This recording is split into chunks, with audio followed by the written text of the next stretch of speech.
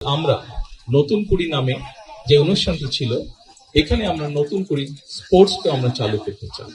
শুধু নতুন কুড়ি স্পোর্টসই আমরা চালু করতে চাই না, আমাদের একটি পরিকল্পনা আছে বাংলাদেশের প্রত্যেকটি জেলা, প্রত্যেকটি উপজেলায়, প্রত্যেকটি ইউনিয়নে, স্কুলগুলোর মধ্যে, বিভিন্ন শ্রেণীর মধ্যে আমরা খেলার কম্পিটিশন শুরু করতে চাই। প্রথমে আমি আজকের এই স্বাধীনতা দিবস উপলক্ষে যে প্রীতি ম্যাচ, ফুটবল প্রীতি ম্যাচ আয়োজন করা হয়েছে, আয়োজক বৃন্দকে, উপস্থিত বরেণ্য খেলোয়াড় বৃন্দ সহ, সাংবাদিক ধারে সহ, গ্যালারিতে যেসব সকল দর্শক উপস্থিত আছেন, আসসালামু আলাইকুম।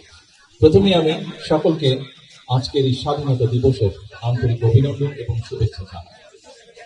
আজকের এই ফুটবল ম্যাচটি ছিল প্রীতি ম্যাচ, তবে এখানে আপনারা যারা উপস্থিত আছেন, আপনাদের কম বেশি সকলকে ধারণা আছে যে আমরা আমাদের সরকারের পক্ষ থেকে এবং কিছুদিন আগে বাংলাদেশের এই প্রত্যাশিত নির্বাচনটি অনুষ্ঠিত হয়েছে, সেই নির্বাচনের সময় আমাদের দলীয় ম্যানিফেস্টো থেকে আমরা বলেছি যে আমরা বাংলাদেশের ক্রীড়া জগতে নতুন প্লেয়ার আমরা তৈরি করতে চাই বিভিন্ন খেলায়, এবং পেশা ক্রীড়াকে প্রফেশনাল রূপ আমরা দিতে চাই।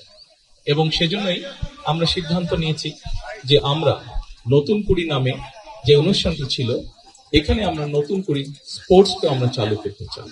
শুধু নতুন কুড়ি স্পোর্টসই আমরা চালু করতে চাই না, আমাদের একটি পরিকল্পনা আছে বাংলাদেশের প্রত্যেকটি জেলা, প্রত্যেকটি উপজেলায়, প্রত্যেকটি ইউনিয়নে, স্কুলগুলোর মধ্যে, বিভিন্ন শ্রেণীর মধ্যে আমরা খেলার কম্পিটিশন শুরু করতে চাই।